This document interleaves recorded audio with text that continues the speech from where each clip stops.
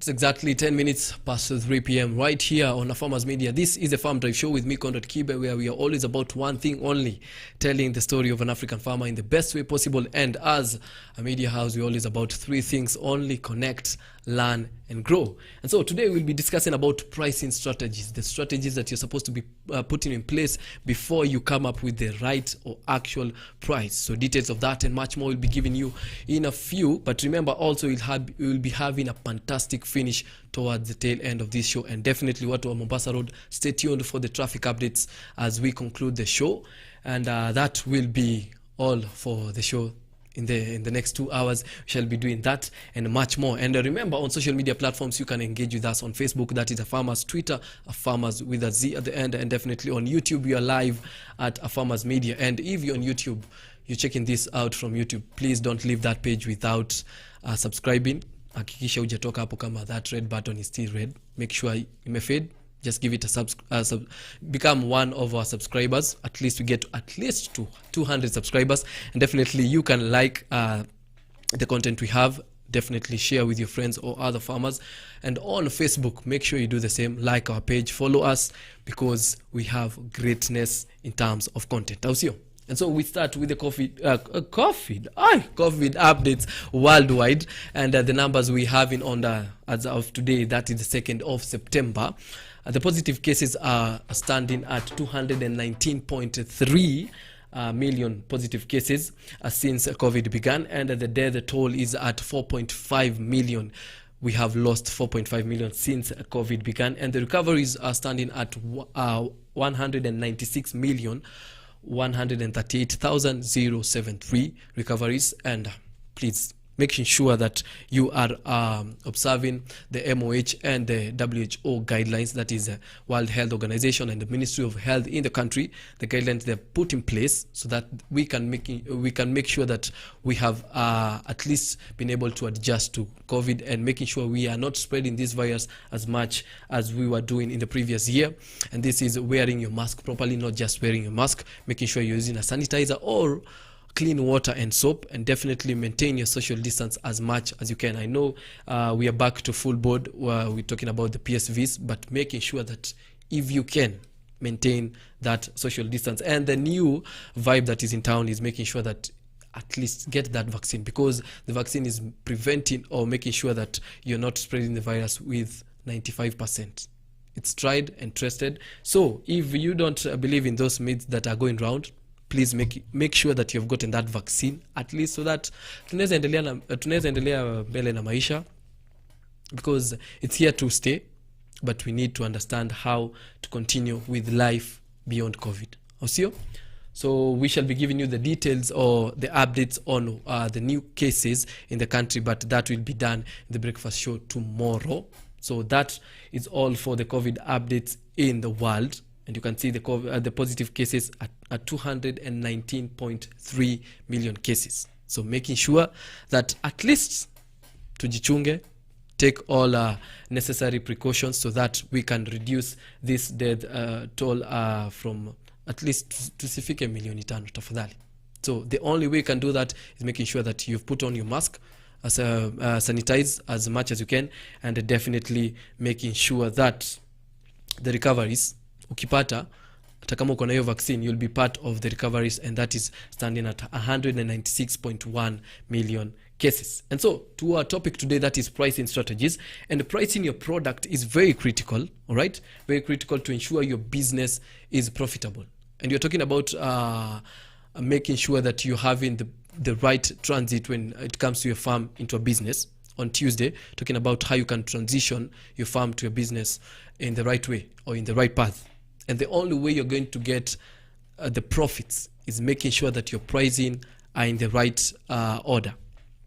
So we'll be giving you the balances, or the 5 things that you need to balance so that you get your price in an accurate way, or in other words, or in layman's language, balance all these things, the 5 things, the key things that you're supposed to balance, and making sure it's more of the strategies that you're supposed to be using so that you get the right price. Isikuwe underpriced ama isikuwe overpriced, and then at the end you're getting your else. Remember, we are here to make everyone profitable, all right? Because it's connect, learn, and grow. So you're not growing to get your L's or your losses. You're here to get or to grow in terms of profits, and also to grow as a person and as a farmer. But in the meantime, we have, I hope you've been seeing the campaign that we have been doing for the last 2 weeks. That is a campaign of making sure that we have the safe use, or we have maintained the safe use of pesticides, and this campaign is called Safe Use of Pesticide Awareness Campaign, and brought to you by Markup. And today we shall be focusing on the purchasing pesticides, right? And the 4 key things that you need to understand when it comes to purchasing of the pesticides is: 1, you ensure you buy your pesticides from a licensed agro dealer and a specialized shop, okay?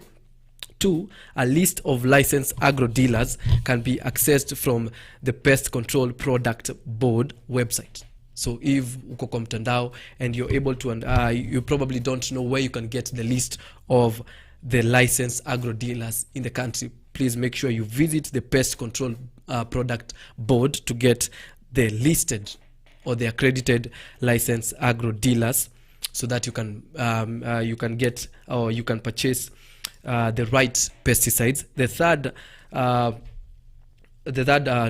message that we'll be giving you is that you're making sure you comply with the regulations on the use of pesticides in a target, and especially this one is targeted to the export market. So if you're in the export business, making sure that you have complied with all the regulations put in place as you use the pesticides, especially when you're doing the export or you are in the export market. And last but not least is ensure that the containers are properly sealed. So don't accept any pesticide or any product when the seal is broken. Remember, this message is brought to you by the Ministry of Trade, Industrialization under the Department of Enterprise, the European Union, and definitely East African Community. And in the meantime, there's a video that will be playing shortly that will be making sure that you have actually understood this, and the hashtag that we shall be using throughout this campaign is so malleable, making sure that, especially when it comes to purchasing the pesticide, more so you have bought from a licensed agro dealer and don't accept the seal when it's broken. So the video can be playing anytime from now.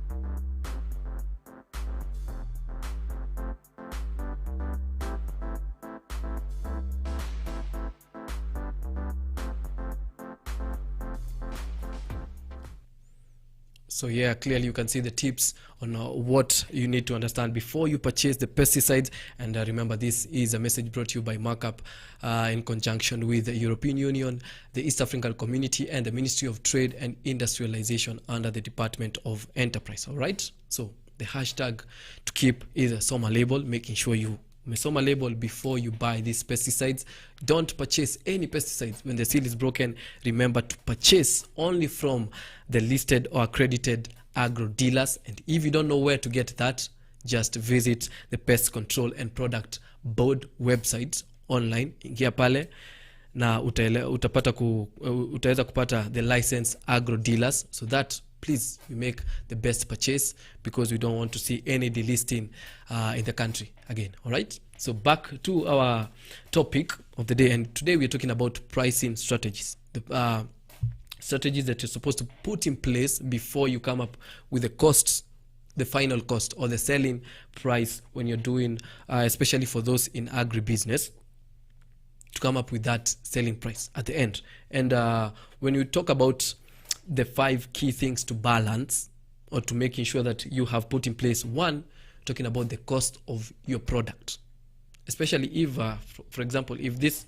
is our product, this one is sponsored by Facebook Community Leadership Circle, if this is our product, all right, and making sure that if the costs that or the cost I incurred in making this product was 20 shillings, if you are on the right path in making sure that you have the strategy of pricing before I sell this product, I'll make sure that I have not sold this product less than 20 shillings. We'll be coming to get the details of that and much more. Two, the second things that you need to balance is the existing market or the competition that is in that market or surrounding that market. And our product today is a pen. So I need to understand what exactly, how the market looks like when it comes to in the purchasing of or selling of pens in the market. I need to understand who are my competitors and how the market actually looks like. Three, the value of your product. Okay, the value of your product, especially for you in agribusiness. You need to understand you've already enlisted or you've incurred a lot of costs when it comes to making sure that that product has come to the final stage or the final, in short, you've already gotten your final product. If it's the groceries or what you have in your farm, making sure that you have gotten the right price so that it goes, the worth of your product is attained. So that comes to the value of your product for your business goals.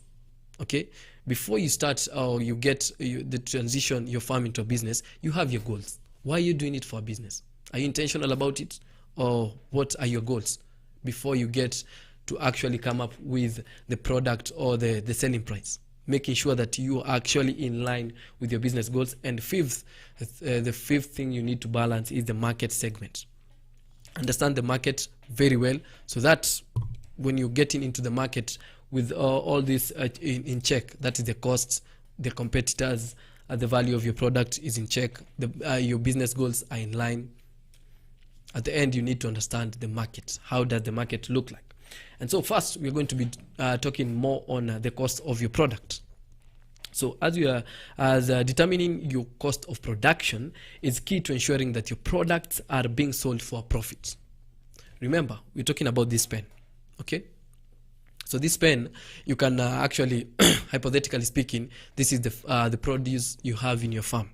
You can look at around your farm and think of the produce you have. For me here in studio, let's use of this pen, hypothetically speaking, right?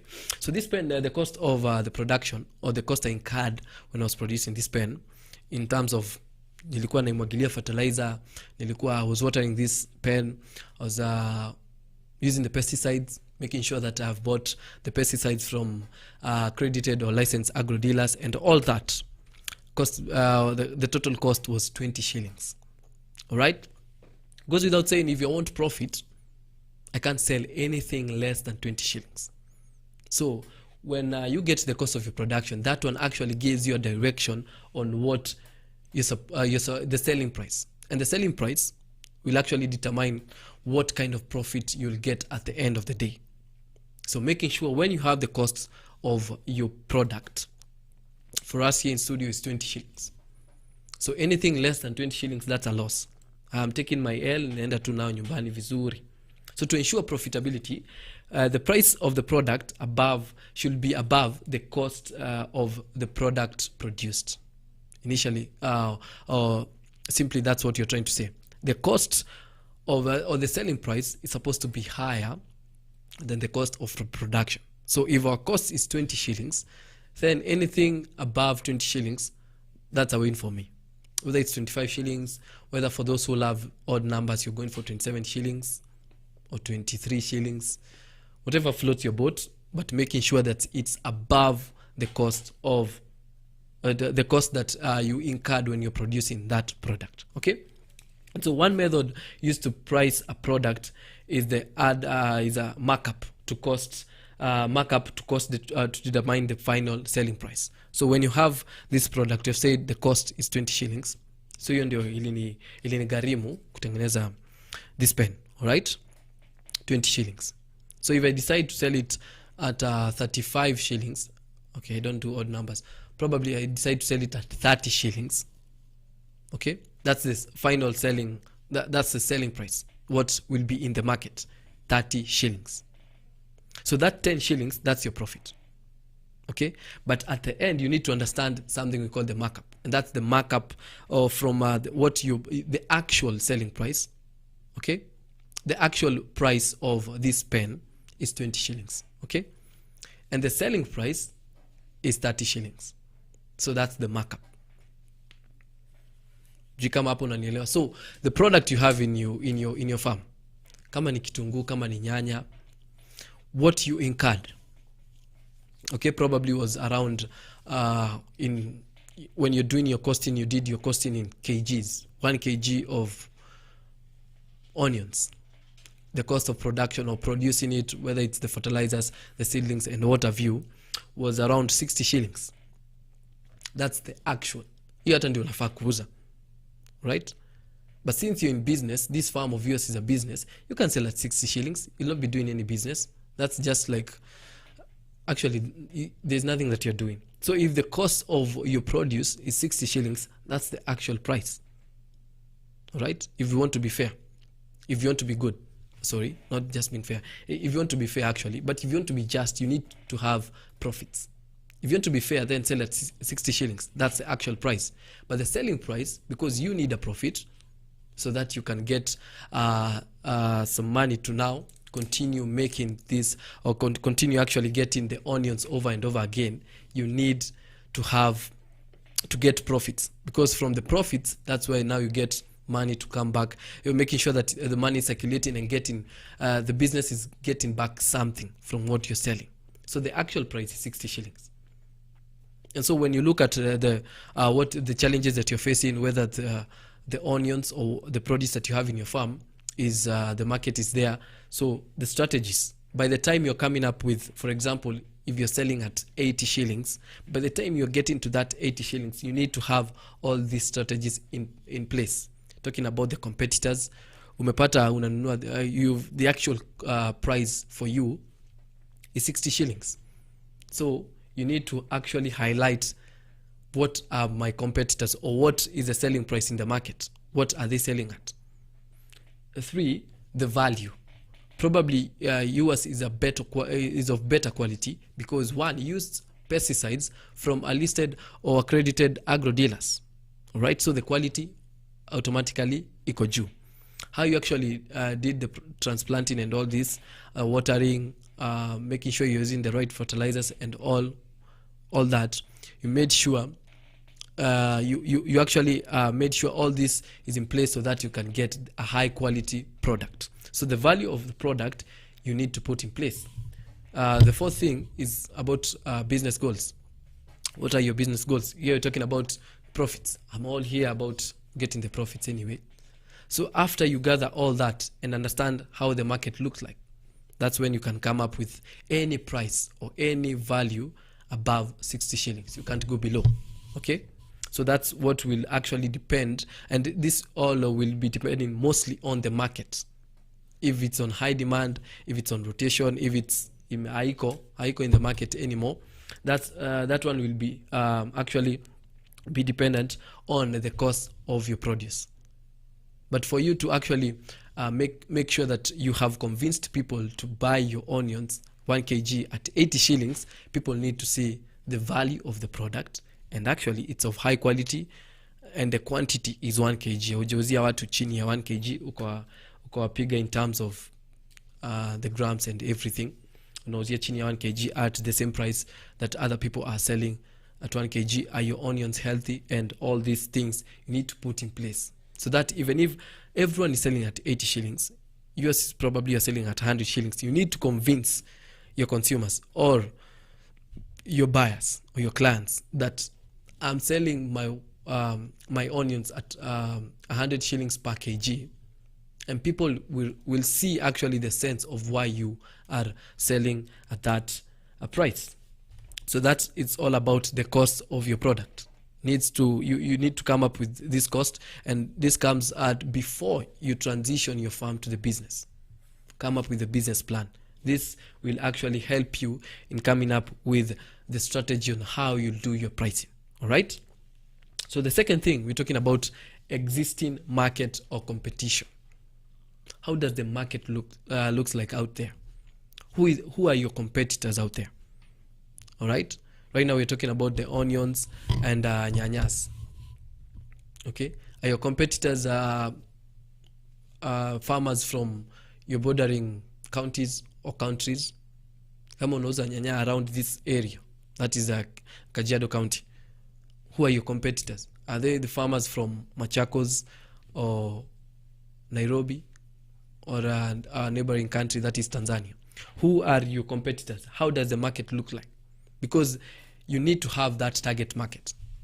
If you're doing you have your 1 acre of farm na unafanya vitunguu hapo, you have your onions on that farm, you need to have the market at the end, right? So unaweza kuwa unalima hapa Kajiado or here in Kitengela, but your market probably is in Kino or something. So you need to understand how the market in Kino looks like, who are the competitors around that region, and how the farmers from that place actually the cost of their production, the quality or the value of their products, and why actually they're selling. If their cost of production is probably 40 shillings and they have decided to sell at 80 shillings, and yours, the cost of production is 60 shillings, because probably the 20 extra shillings is for the transportation. Okay, transporting from here to Kino, and probably that's where the best market is. You see, now your cost of production will be a bit higher. So what do you need to get to be that gap? You need to actually understand or get to know the gap that is there between or among the farmers, or among the competitors that you have in the market that is in Kino. You need to understand, what can I do to make sure and convince my clients or my customers that I can sell the same kg, 1 kg of onions that the farmers around this place are selling at 60 shillings, mine I can sell at 80 shillings. It's because probably their cost of production is a bit low, yours is a bit higher. So you need to understand, you need to identify the gap. The gap, is it more about the quality of the produce? Zako ni kubwa kidogo, zako ni a bit healthy, or what? You need to understand that gap and get that niche. Because once you capture that market, and people will be talking about vitunguu za nani, so and so, they're always healthy, they're always big, they're always all these things. It's actually 1 kg unapimia mtu akiwa hapo. The small things you need to get to earn the trust of your clients. And so when deciding on the price, consider the demand of the product and your competition for similar product or service. All right? And so understand the competition, and this is where we are talking about doing your research well. Si kupeleka tu kwa market, uko tu pale, unapiga biashara, unarudi Kitengela. Do your research there. Talk to the people, talk to the people in the market, the farmers around that place, and so that you can understand what kind of things they are dealing with when it comes to that market. And so the key things that can guide you when you're doing your research, or the questions that you can be asking: how much are others charging for the same or similar product? And for example, here in studio we're talking about onions. All right, they are charging 1 kg of onions at 80 shillings in Kino. So understand why and how much they are doing it. Usiende pale tu and you're doing your guesswork. Or probably you have different markets. Yes, you're producing you're getting your products from Kitengela, so you have your market from Kitengela, from home, from the local, and you're also targeted Kino. So hapa juni local, remember you're not going that extra cost of 20 shillings. So hapa probably unauzia 1 kg at 70 shillings or 60 shillings, lakini uko Kino unauzia 80 shillings. So don't assume with the same 70 shillings utapeleka pale, na pale uko, remember uko wako home ground, you get to sell lower than what they're actually selling in that market. So you need to understand how much your competitors or the market is selling their produce, especially when it comes to the same or similar products they're selling as you. 2, is there a high demand of the product? these are some of the gaps you need to start identifying when it comes to getting the pricing of your products. Is there demand?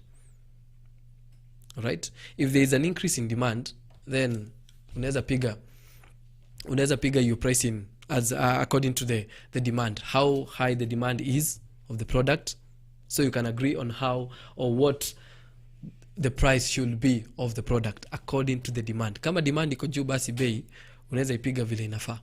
Or kama iko juu sana and you are in the same market, all of you, then you can decide to have a fair play, a fair game, and decide the demand is so high, everyone is selling, especially when it comes to the December, around December or January, when we have the season ya maembe. Everyone is doing it. There is a high demand. Everyone is selling, even on the roadsides, so you can't go there with a very, very high price of the mangoes. So you need to understand on how to do the fair play in the market. Mnasema demand iko juu, so everyone is doing it. So how can we actually make this a fair play so that everyone can get something and go home? Remember, it's all about the profits. So siende pale kupiga bei because unasikia unataka kuwa the unique one. You can be the unique one, but in the wrong place, right? And so the last one before we take a short break, how many competitors are there in the marketplace? Enda pale uangalie how many people are selling onions and strategic places zile wamejiweka. So kama ni wengi pia, you can think about it and decide, you know what, I'm going to stick with my market in Kitengela. I'm not going to go to Kitengela to Kino. I'm going to stay in Kitengela. Sell my onions at 70 shillings. Probably juu Kitengela wako watu kama 10. Kienda Kino, they are probably 50. So the possibility of you fitting in that market in Kino is almost none. So you'll rather stick to the market that is here. But kama huko sio wengi, unaweza ingia ungangane. So when you come back, we'll be talking about how much or how you can make the value of your product be affordable, and to convince people to buy your product, even if it's a bit pricier than your competitors in the same game, or they are selling the same similar price as product as yours. You need to convince your people, your clients, your customers, hey, this product is worth this, and this is the value of this product. So how can you do that? Details of that will be coming your way after this short break. Remember, you can talk to us on our Facebook live, that is at Farmers. We are live there, and also on our YouTube page, that is Farmers Media. You're also live. Drop your comments. I shall be reading that when we come back after this short break.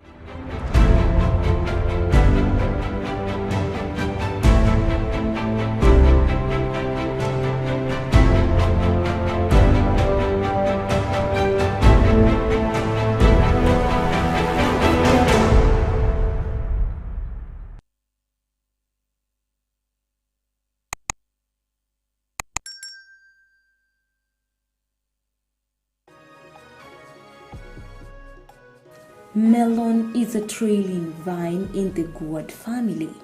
The word melon can refer to either the plant or specifically to the fruit.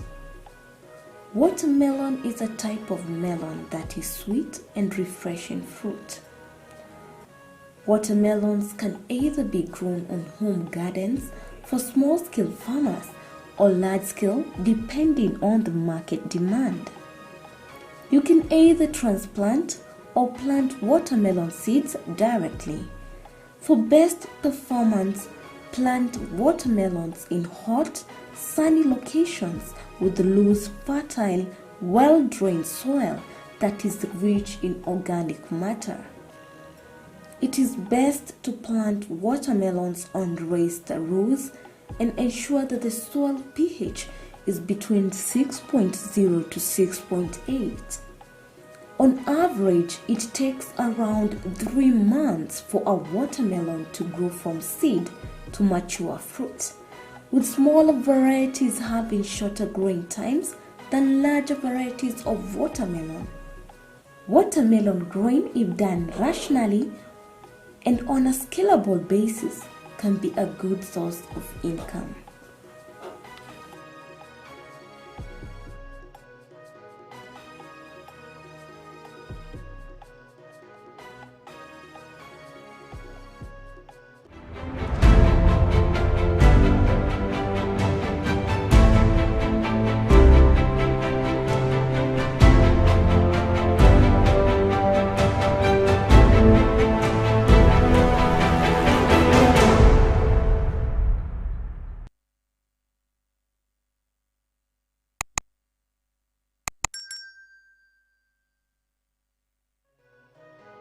Celery is a marshland plant that comes from the same family as carrots and parsley.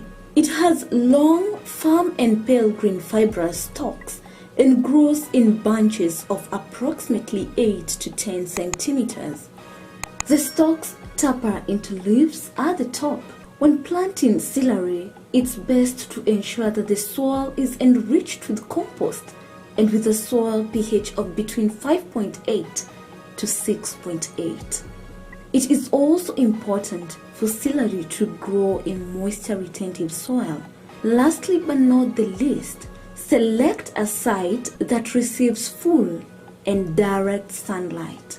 Celery needs about 130 to 140 days to mature between seedling and harvest.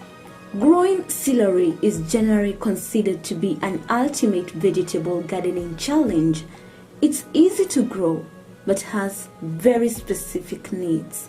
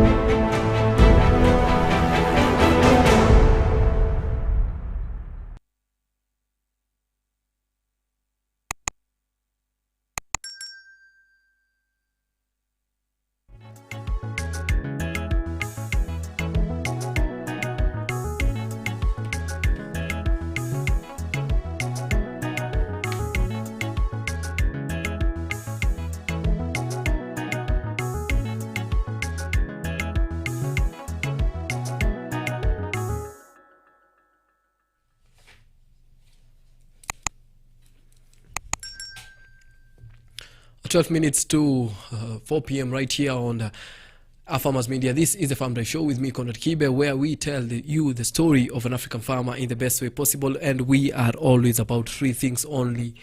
That is connect, learn, and grow. And so today we are talking about pricing strategies, the strategies you're supposed to put in place before you come up with your selling price and any price. Talking about, you need to understand the cost of your product, the value, existing market, and etc. But in the meantime, there's one campaign we shall not tire, or one message we shall not tire to tell you, and that is all about making sure that there is safe use of pesticide. And this is awareness that has been brought to you by European Union and in conjunction with East African Community.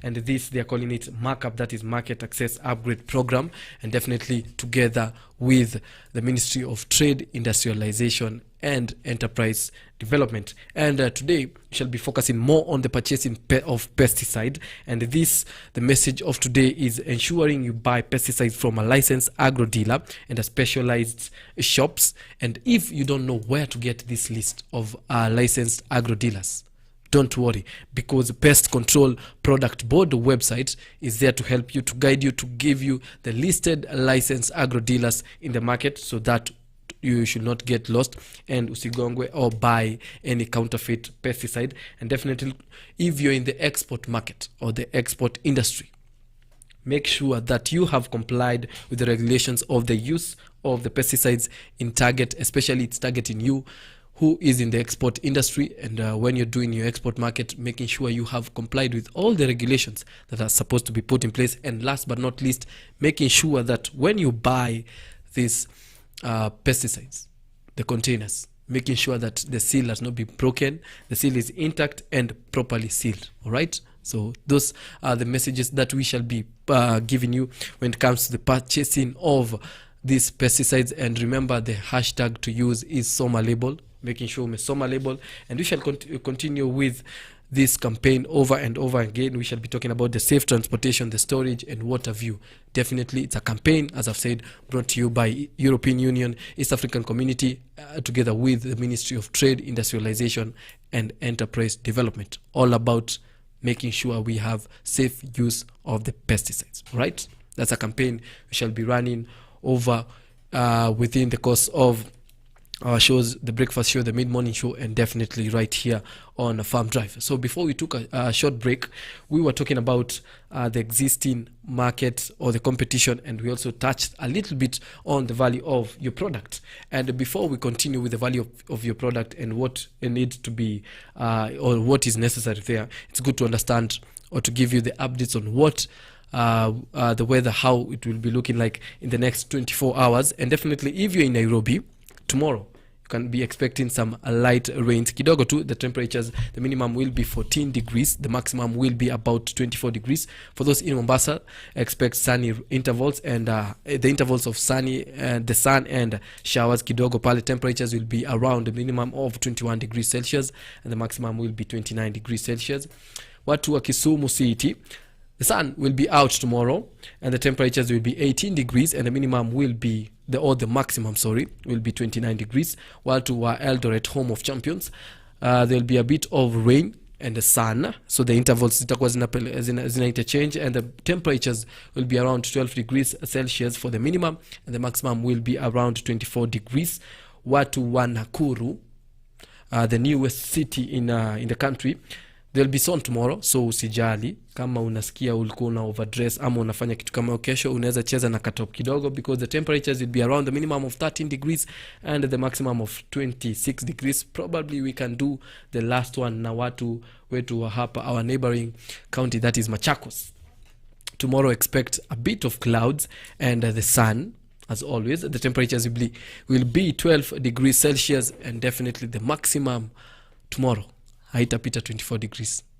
Be rest assured of that. So make sure you at least updated from where you're watching us from, or the town that unatoka ama utakuwa unaenda kesho, you'll be traveling, or where you have your farm. Make sure you have aligned yourself with what the weather that is expected tomorrow, so that kama unajipanga kufanya kitu chochote kwenye shamba lako, you'll be well prepared of that. So back to our topic of the day today, and we're talking about pricing strategies. The strategies you're supposed to put in place when it comes to pricing.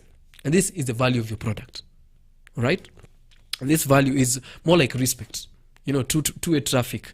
What's the word that I'm getting when I give you my money? All right?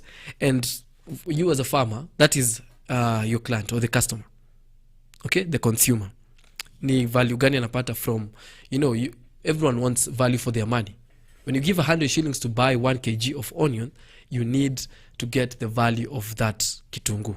So that usikie, your 100 shilling note has been valued and you've gotten the right value for your coins.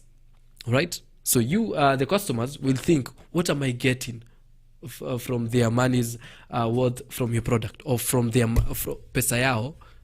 Is it worth to actually spend on your product? Okay, that's the first question you're supposed, before you actually get to answer all these questions, first lazima ukuna shift, have a conversation with yourself. You know, you kama consumer, do you think the pricing you've put in place, if you are a consumer, can you buy or can you purchase that product?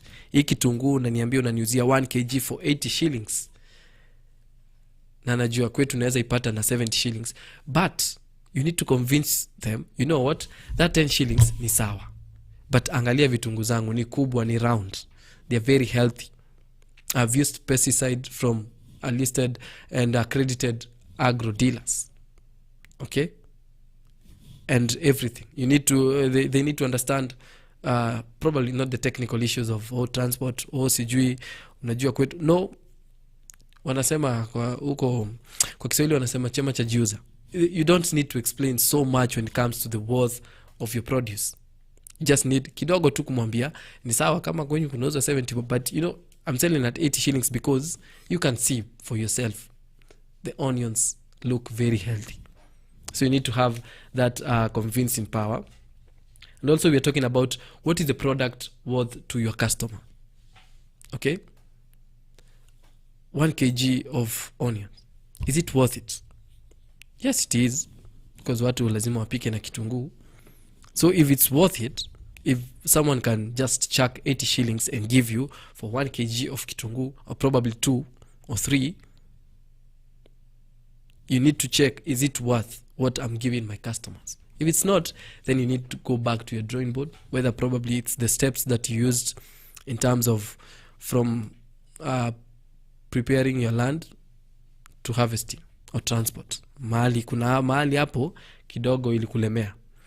3, we're talking about, does your target customer value high quality or prestige, high quality, does your customer value high quality products? Ama yeye ni we bora ni kitunguu, bora unaweza kata, unaweza kwa chakula, mimi niko tu sawa.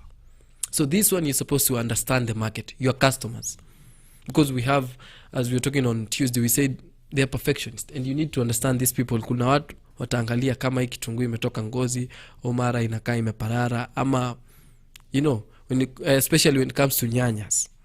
Sijui kuna wale wanapenda kununua zile ziko almost, ziko karibu ku, they almost, can you say almost, ukishika hivi ziko karibu kusema quote and quote kuhoha, una get, ama kuna mwenye anataka kununua anaweza tumia with time, abai zile zimeripe zote. You need to understand what kind of consumers are you selling to. There are people who don't even, especially men, probably not all men, but most men who are your consumers, wengine tu wakiona kitunguu, you know, they don't know the small tips on what to look for in a good or healthy kitunguu. Wakiona tu kitunguu mahali, wakiingia kwa soko hivi, their eyesight naangalia tu kitunguu mahali iko. So you need to understand what kind of consumers are you having. And I know if you're out there and probably the bigger percentage or the bigger clientele you have is for men, then you have it easy when it comes to convincing them why kitunguu inatoka 80 shillings. Most of them probably hata kumbuka how much inafaa kutoka. Is it 70 shillings, 80 shillings?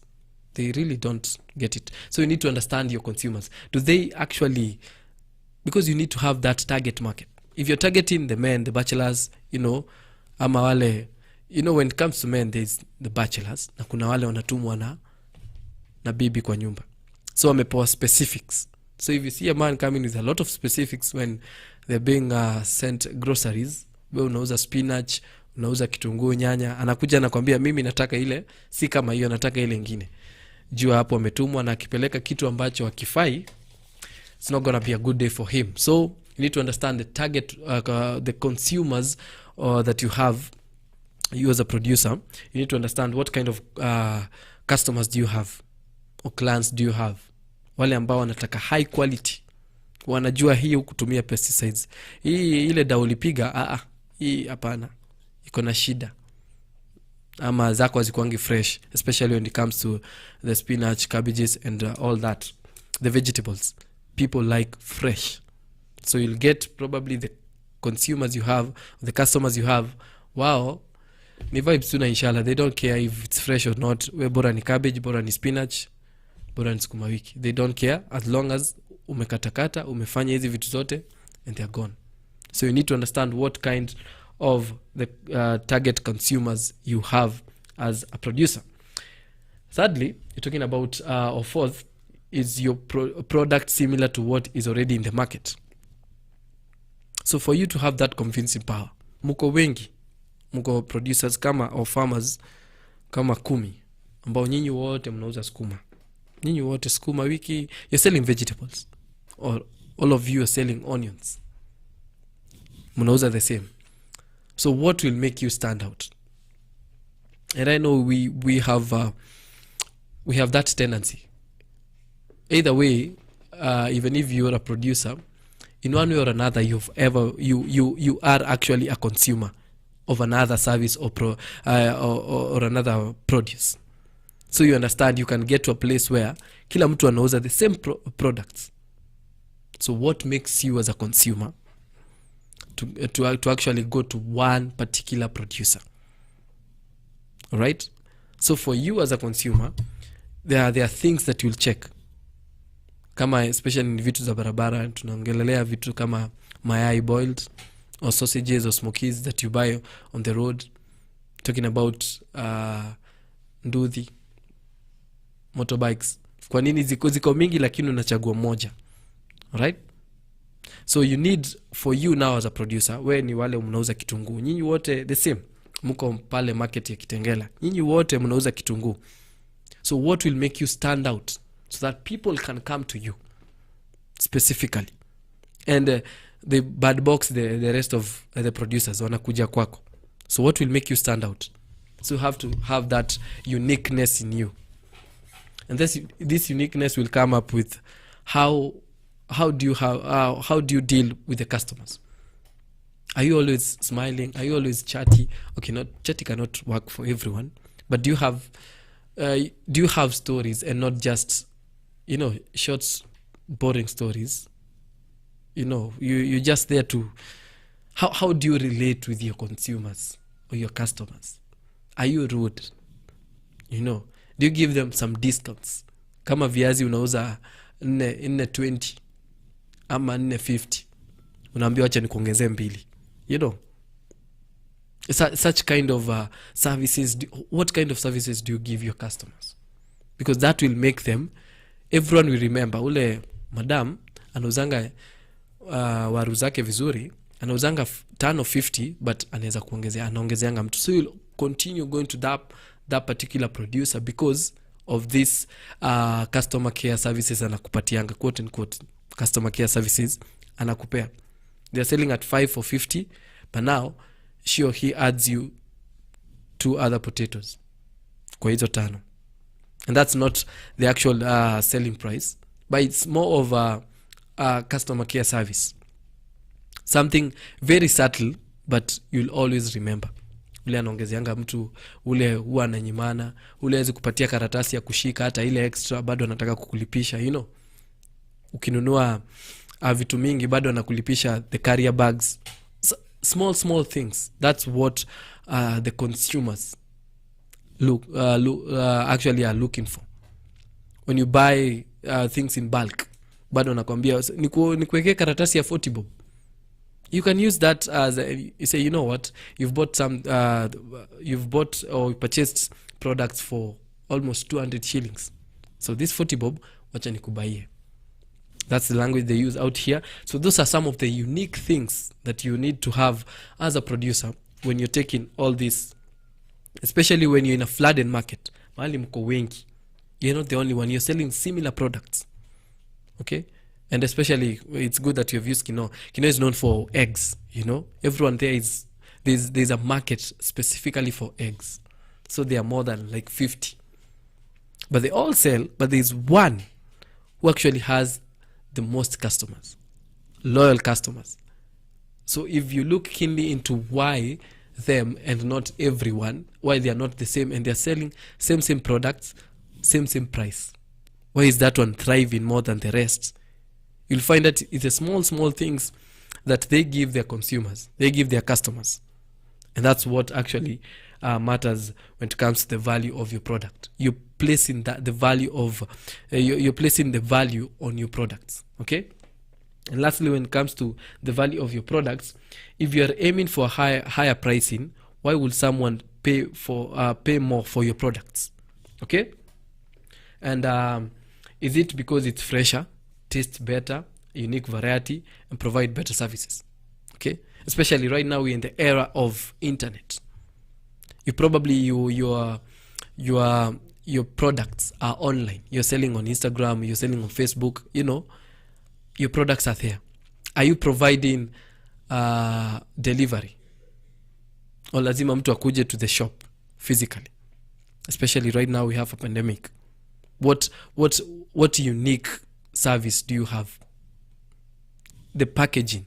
You know, when you talk about all this, the small things that consumers will look for. The small things. How you actually, when you're doing deliveries. Everyone, almost right now, if everyone who is doing online business is doing deliveries. But how are you packaging, or how are you making your package look? Are you actually branding? You know, the small things that will make you be unique. Branding of the deliveries that you're making, branding of your page on Facebook, on Instagram. Forget about the numbers that much, but the branding and communication, very, very key. How are you communicating to your customers? You know, to your riders, that is the boda riders, wale ambao wana make the deliveries. Or are you making the deliveries yourself? So communication is very key. You don't need to be rude to the customers. Even if they are rude, you know, some of these things you need to know how to deal with them. That is for the online business. If you're selling food, how fresh is it? Vegetables, especially when talking about skuma, cabbages, always use tu mtu kitu sio fresh. And if you're doing it online, how do you deliver to make sure that it gets the customer in time and still fresh? Okay, so those are some of the things you're supposed to be aiming for, and you'll find you're in the same level, or you're competing with the same people who are actually doing the same thing as you. The market is full. Everyone is selling vegetables. Tuko na mama mbogas almost in every estate. But wewe, from the comfort of your home, umeamua kufungua IG, you just packaging the vegetables well. Una deliver kwa nyumba za watu.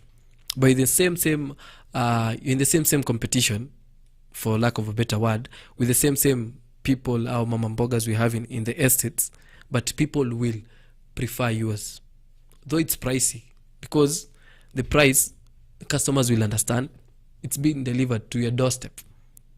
How you actually packaging the vegetables in a very nice packet, ama unaekea watu kwa containers, ushakatakata mboga, you know. If right now you go to someone who is selling vegetables, for example, you're selling vegetables, what niche can you identify, or what gap? Unaingia mahali kila mtu anauza vegetables. You know, you go to a new estate, you've decided to start this agribusiness, uko na kashamba kako hapo nyuma ya nyumba, you've decided to transition it to a business.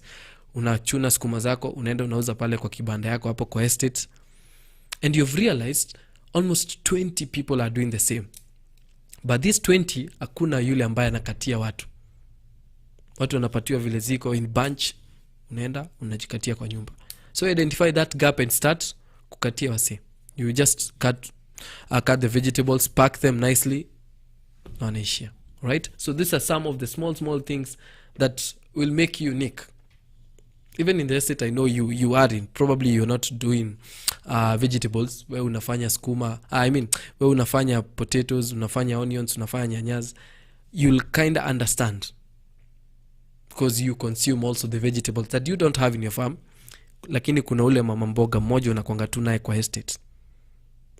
And you always go to her because there's one thing, probably very subtle, huwa anafanya ambayo has made you become loyal to this same person.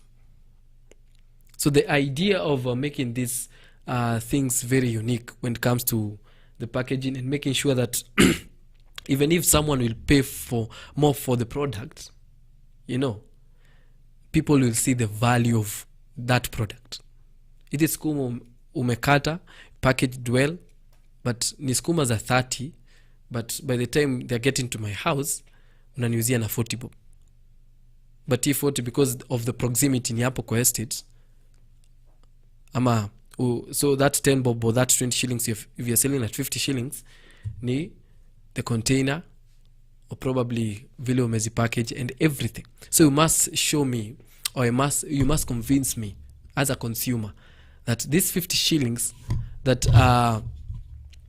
that I'm giving you for skumas are 30, then it makes sense, because I have not even left my house.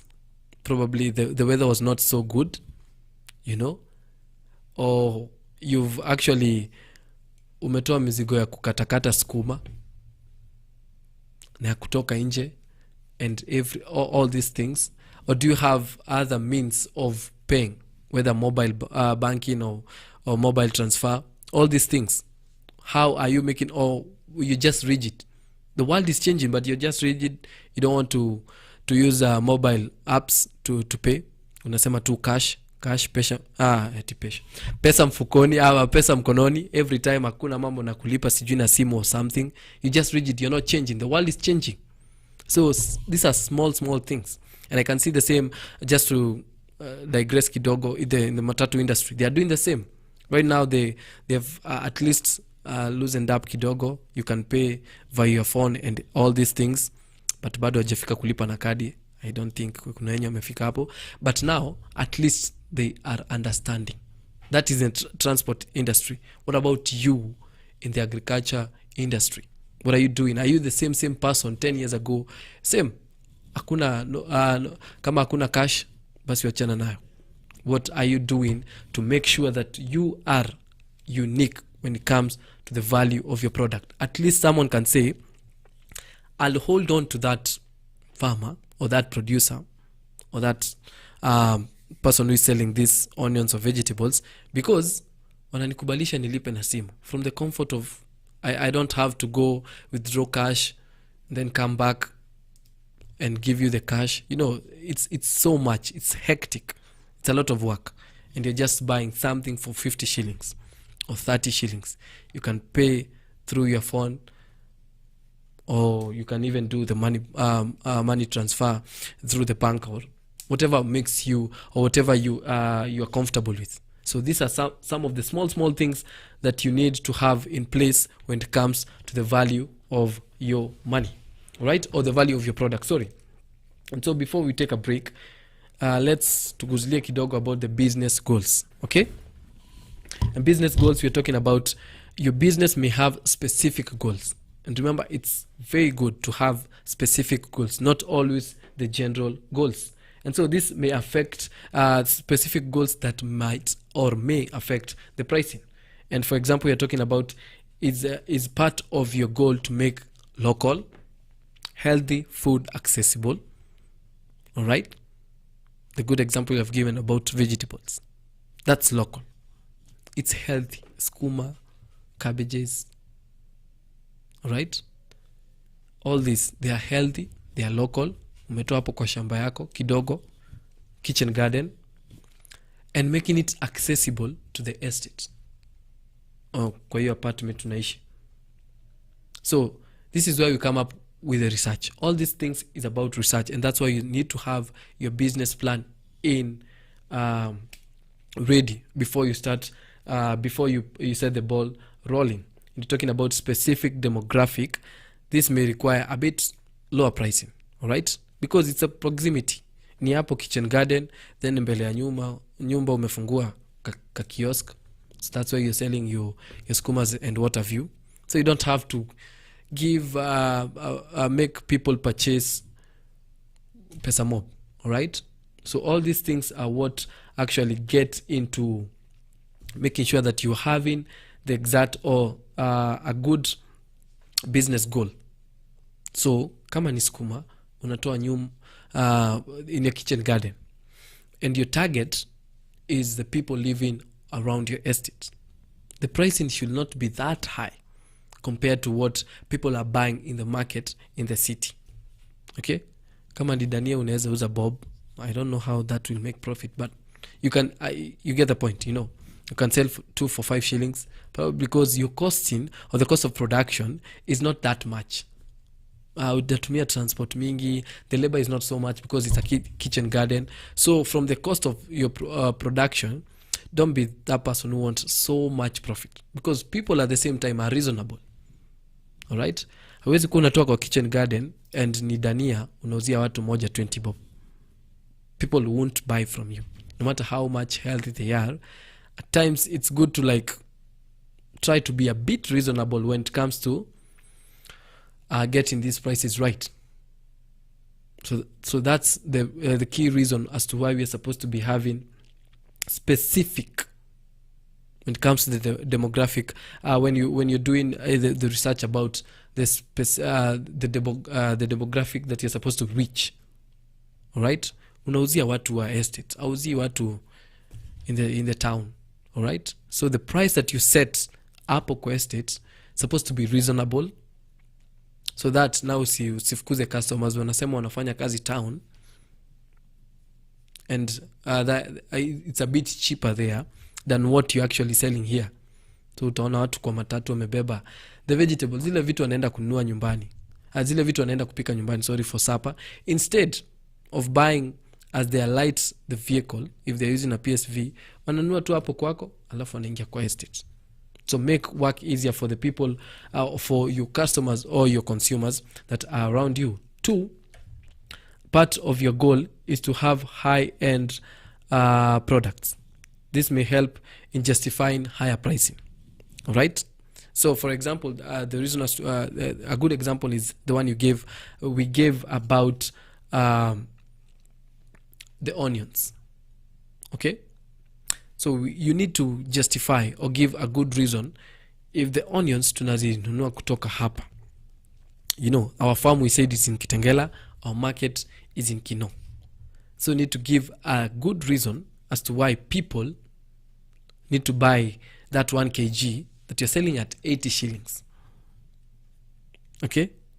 It's 80 shillings. Na wengine wakipiga cost production yao ni 60 shillings, yako ni 40, but kuna ile extra 20. So people need to understand why you or justify the reasons to why yours is a bit pricier. And you've seen this in fast food restaurants, or you get to a local supermarket and you go to a retail shop, and you'll spot the difference. Right now, just get to any local supermarket right now and get to see the vegetables that they sell in there. Alafu ingie kwa market yenyu hapo nyumbani, or go to your mama mboga around your estate.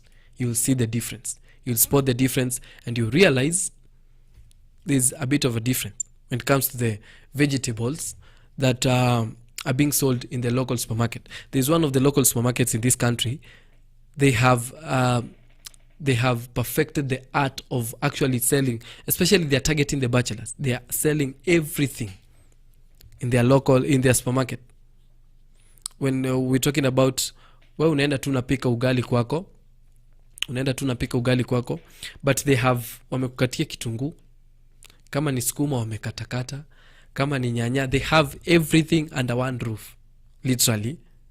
So even that ugali they have cooked for you. So that one they are targeting the bachelors or people who have an 8 to 5 job and they live in Mombasa Road. Wale ambao wanafika, unatoka job 5 but you get home probably around 10, you don't have time to cook, so ni kuweka moto na kukula. But now how they sell their I think sliced onions probably goes for around 15 shillings or something, or 20 shillings, na nile unaweza tumia tu once, and it's just a small kitunguu kiangalia vizuri.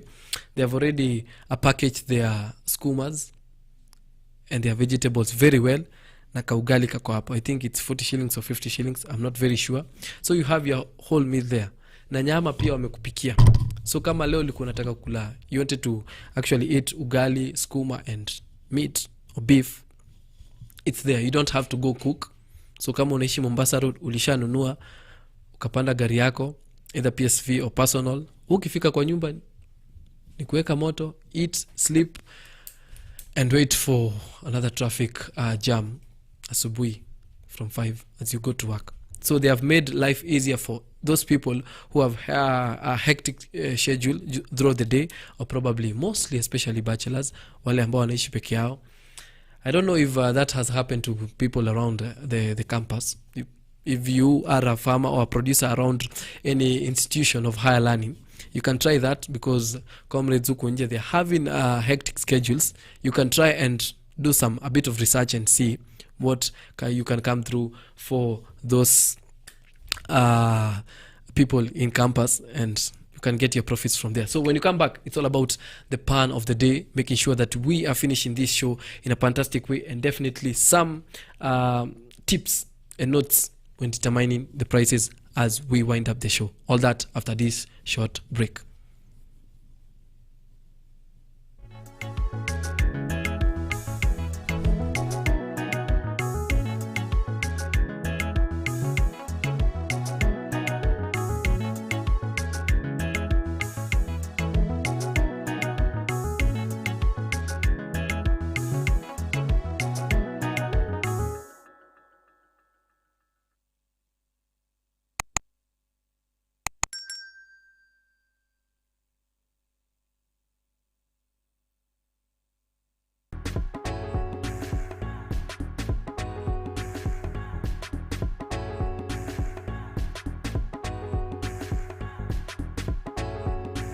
Farmers is the home of Africa Farmers Club, and by extension, African farmers. The whole idea behind Farmers is to transform the image of an African farmer from a producer into an agripreneur, somebody who actually does not think about how to produce onions, but how much is going to be used to produce onions, and so that way then they can be able to transform their vision. They can be able to look at their farms as businesses, and they can be able to know when to engage with the market. What we have done is that we have developed a hub where farmers bring their information, bring their questions, their challenges, and other farmers are there to come out and help. Facebook has not just been instrumental. Facebook has been a working partner for myself as well. And Facebook has actually transformed the way we relate, an open platform. My background is in tech, and I know you cannot build a platform that can reach out to so many people.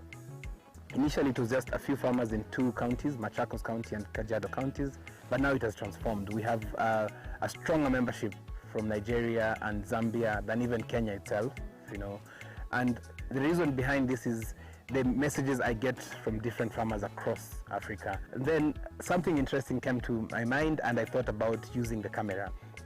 Every time I visited farmers, I would be able to post in the community, in the group, in my own profile, and just share the story of the farmer that I visited. And then I asked myself, why wouldn't I get this information, develop it in a way that other people can be able to benefit? If we go for a training, how do we capture that so that those who are not, the farmers who are not able to come for that training, can still benefit?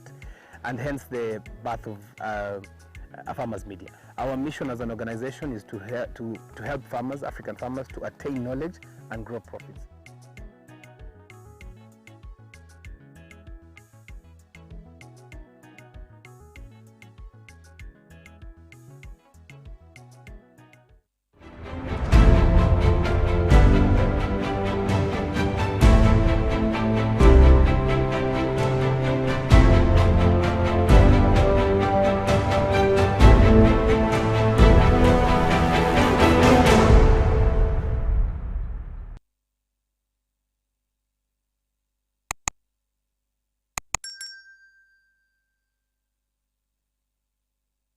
Agriculture is the art and science of cultivating the soil, growing crops, and raising livestock. Agriculture provides most of the world's food and fabrics. It is not only a source of food and income, but also creates employment opportunities for many people in the world. Over 1 billion people worldwide work in agriculture, generating 2.4 trillion for the global economy. The global impact of farming on the environment is revealed that 40% of the Earth's land is now given over to agriculture. Agricultural development is one of the most powerful tools to end extreme poverty, boost shared prosperity, and feed a projected 9.7 billion people by 2050. And we, the Our Farmers Media, roll the carpet for you as we welcome you to our thrilling farm visits to different farmers that educate and inspire you in different sectors in agriculture. Catch us also on our shows on all our social media platforms as we bring you educative and informative information that will help you learn and guide you on your agriculture journey to success. Our farmers attain knowledge and grow profits.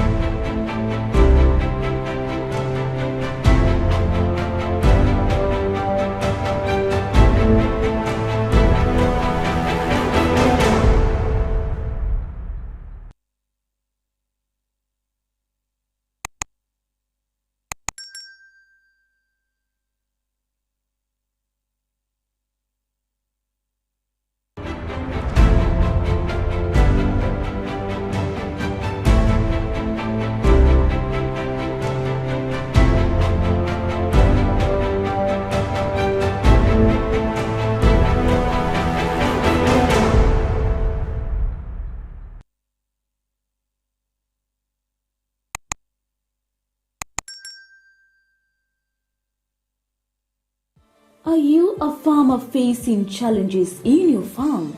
Pests, diseases, or even unsatisfactory produce? Worry no more. The solution is here. Join us every Tuesday on Diagnostic Tuesday, where we talk about various issues affecting agriculture and interacting with experts with knowledge in different sectors of agriculture to provide you with appropriate solutions, giving hope to farmers to attain better yields, to achieve financial success and development. Our farmers attain knowledge and grow profits.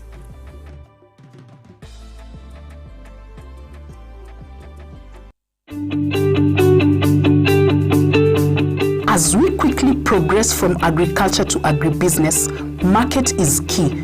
Join us every Wednesday as we bring to you Market Watch, a show that covers candid discussions regarding the state of the market. Tune in and let's turn our farms into businesses.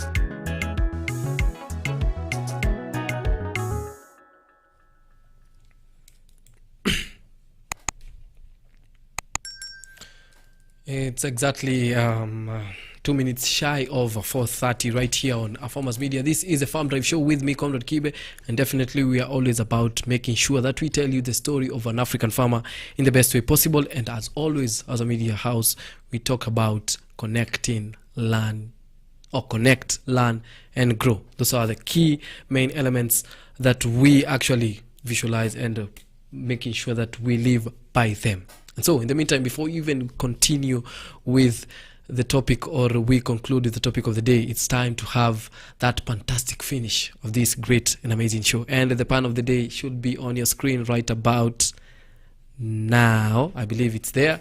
And the pan of the day today is talking about, why did the banana go to the hospital? Why did the banana go to hospital? And your guess is as good as mine. It was not peeling well. So yeah, if your sense of humor is above, I hope you'll be enjoying that pan of the day today being TBT. So kama nimekupatia cravings za kukula banana, na ama umesikia umekula banana and you have actually missed a banana, it's because it went to hospital, and the reason of going to hospital is because it was not peeling well. So yeah, that's the pan of the day today. So make sure you catch the next pan or tomorrow's pan right here on the Farm Drive show every 3 to 5 p.m. As we end up the show, we always make sure we give you a fantastic finish tukimalizia show, au sio? So we are katika kile kipindi tunaita kipindi cha lala salama, and as because we've had a very, very great conversation today. The biggest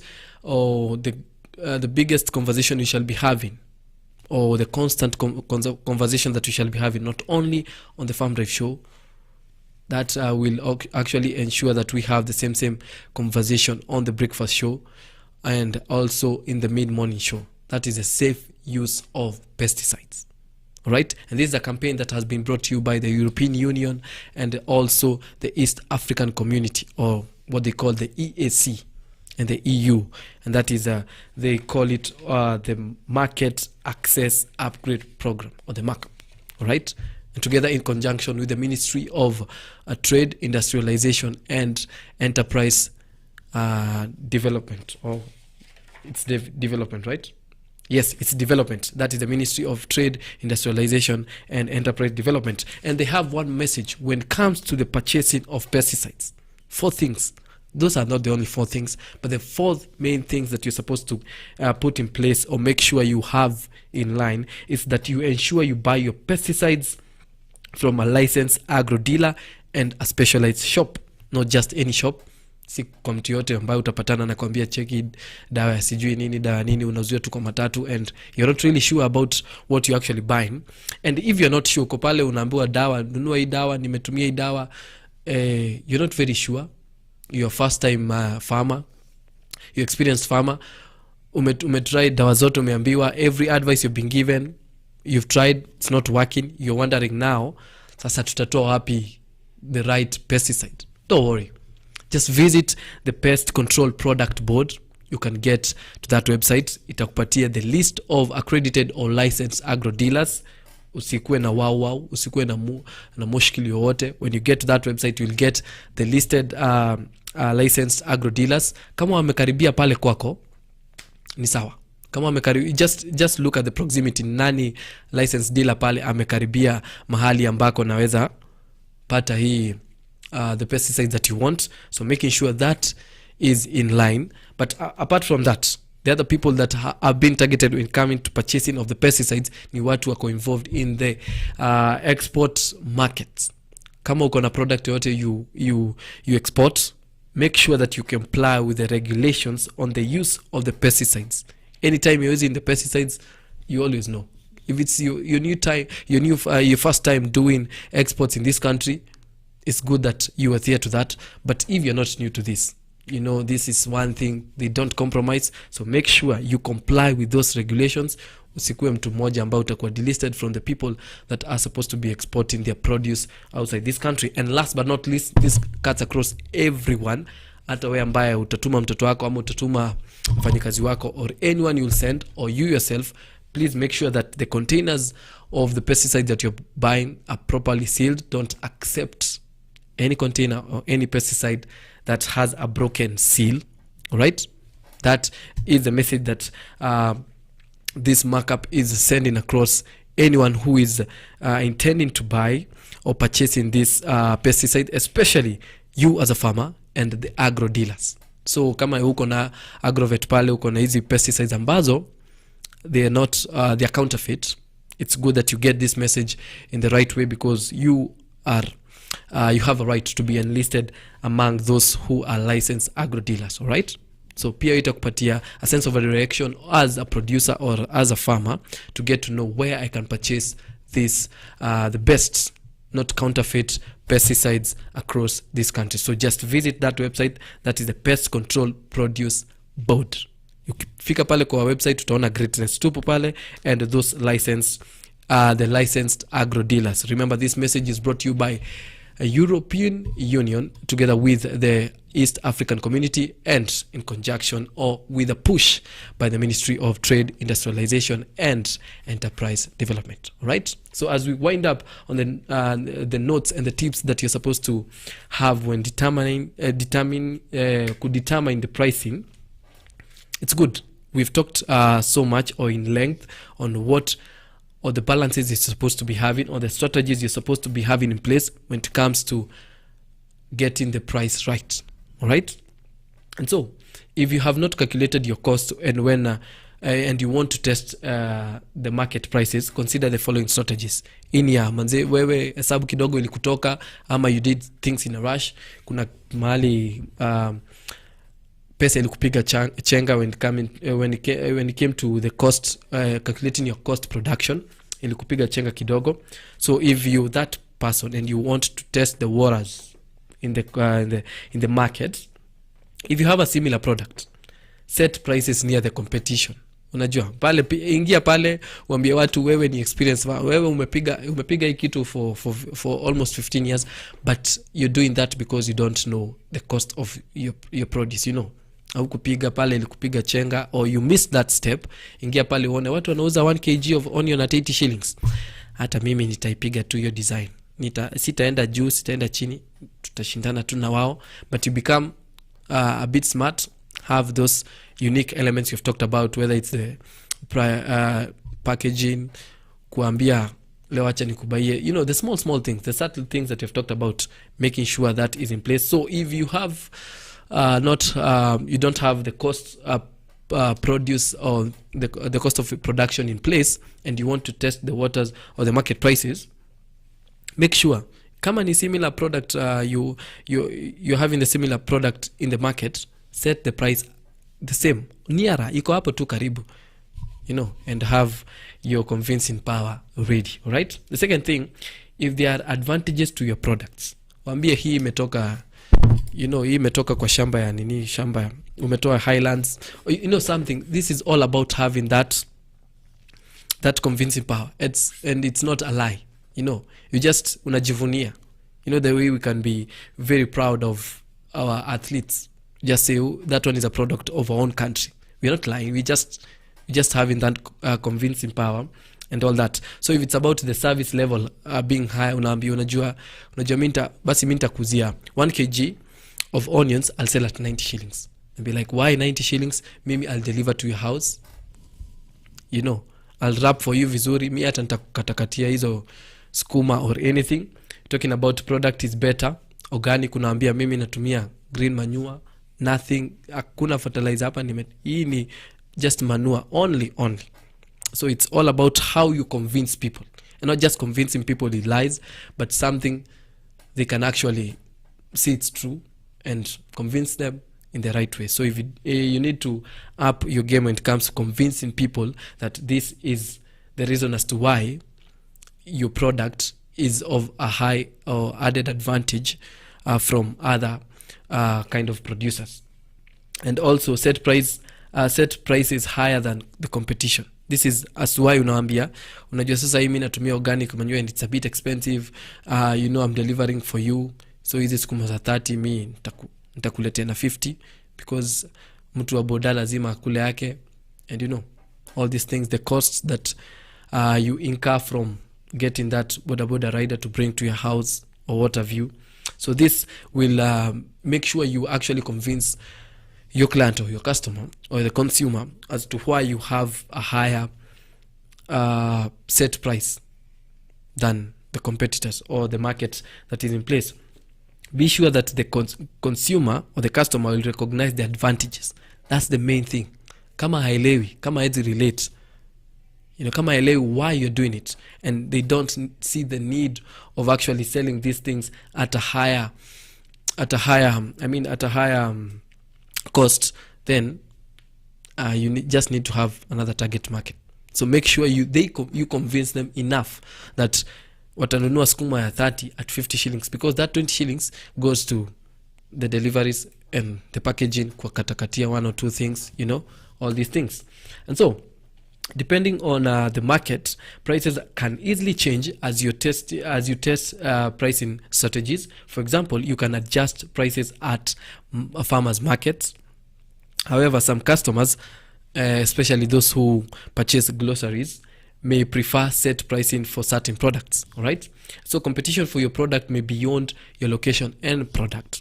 So what are we talking about? If you set the sale of the farmers market, consider other vendors such as the mama bogas you're talking about, wako hapo. So we talked about the niche, the gap that is there. All right, so kama ni kuambia hizo waru za 50 ni tano 50, nitakuongezea 2. The small things, just go with what the farmers want. What actually the consumers want. They'll complain of tano za 50. They say, hey, imekuwa expensive kidogo, but when you add 2 hapo ndani, you actually they actually change, and they'll be like, okay, that makes sense when you're giving me 7 at 50, but in real sense they have bought 5 for 50. You get what I mean? So also you're talking about delivery services. If it's something that can be delivered to their doorstep, especially right now, people are avoiding a lot of movement, a lot of going outside and what have you, and you have that service, particularly if you're doing it online, don't let people come to your shop. Actually just reduce that, cut cost on rent. Juu lazima ukuwe na ka shop sijuni. Kama unatengeneza na uko na ka kitchen garden and you have place where you can package all these vegetables you have in your kitchen garden and sell, but your business or your rented place, quote unquote, is online. The online shop, whether you're on Facebook, whether on Instagram, or any other social media platform that you have, you can sell there. All right, but make sure now you bring these delivery services, because you'll be very shocked. Someone from Rongai, I don't know why they call themselves in Nairobi, but that's a case for another day. Someone in Rongai want to purchase your product because ameshasikiziwa na mtu, wewe you have your business, let's say where, on Ngong Road, lakini kuna mtu anaishi Ngong Road, alienda kutembelea rafiki yake Rongai, and then they convince them, buy from this guy. His or her produce is fresh, is good, organic, and all these good things about your produce, and they will be okay to incur that cost of delivery. All right, so you see, it's more of like it's a moving shop. You can have anyone as your consumer, or anyone as your target market. So these are some of the things that you are supposed to actually put in place, especially if you're selling vegetables, because for vegetables mostly we can have hiking of prices going up, down, but the main thing that customers will look for is how fresh are your vegetables. Forget about mostly the quantity, but it's the quality. How fresh are your vegetables?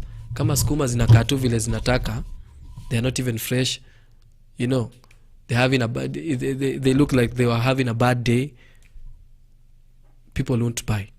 Lakini kuna zile they'll attract or appeal the eye, unaangalia unaona zile skuma zimeenda group of schools, zimegraduate, zimepiga gown, na saa hizi ziko tayari kwenda job market. Have your vegetables very fresh, okay? Because that one, especially for those who are in the sector of groceries, talking about skuma, cabbage, what have you, dania, all these things, zile vitu people use in their day-to-day lives, they can't live without. especially for supper. You need to be very, very careful in how you set your price, in how you deliver your services, so that become quality services at affordable rate, and at actually a rate that, you know, just have that gap, because there are so many gaps. Ukiangalia mtu wa mama mboga na wewe ambao unafanya online, there are very many gaps. So make sure if you're doing the online services, or your shop is online, ensure you have identified the gap from the mama mbogas and do it your way.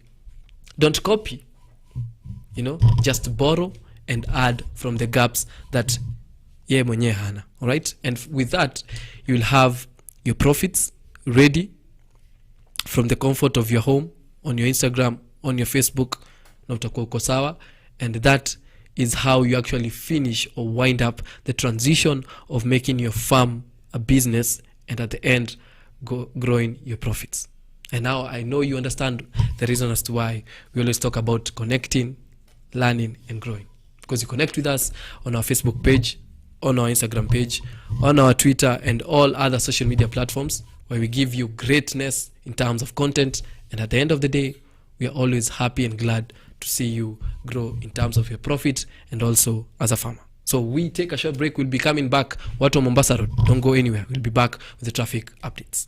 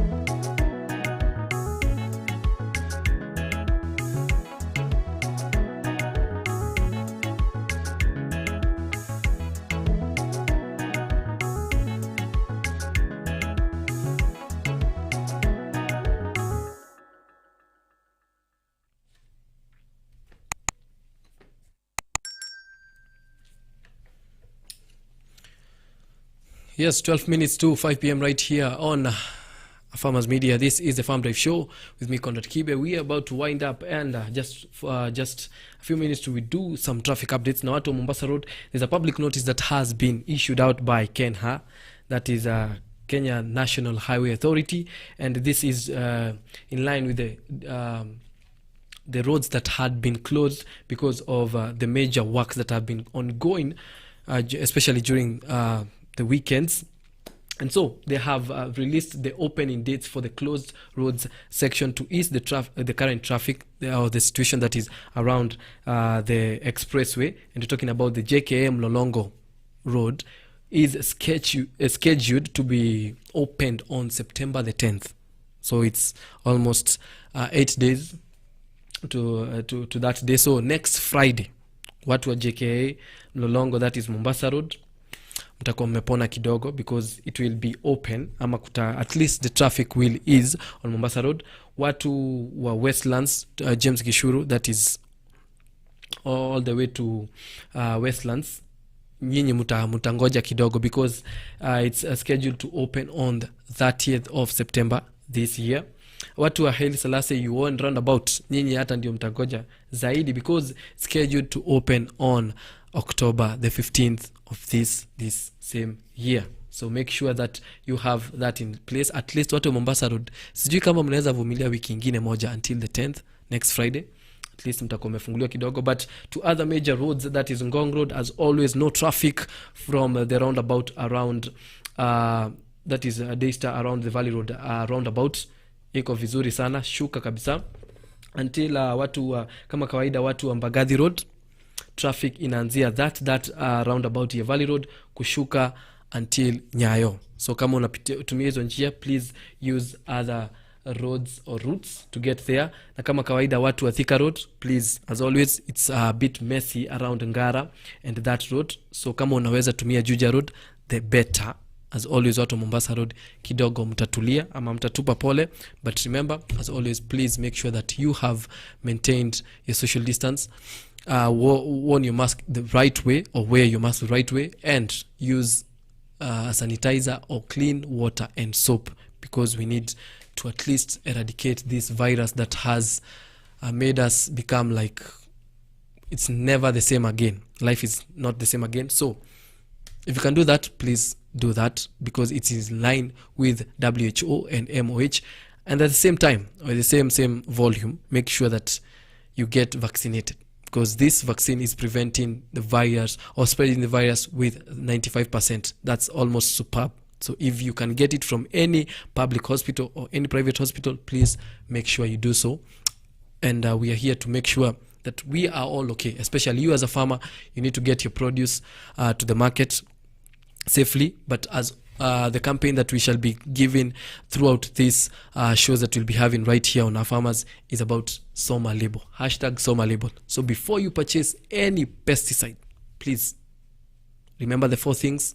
Make sure that you have bought your pesticides from a licensed dealer.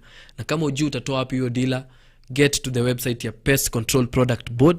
Get there, itakupatia Greatness, the licensed agro dealers that are listed by the board. And definitely, kama uko katika sector ya exportation, all right, you in that sector, you export your produce to other countries or in the region or in the world, make sure you adhere to all guidelines that are put in place in terms of the use of pesticides. And as always, this cuts across to everyone, okay, not just the producers, but you as a producer, ukituma mfanyikazi wako ama utume kijana wako or anyone who is not a farmer, make sure they don't buy pesticide or any container that contains pesticide that the seal or their seal is broken.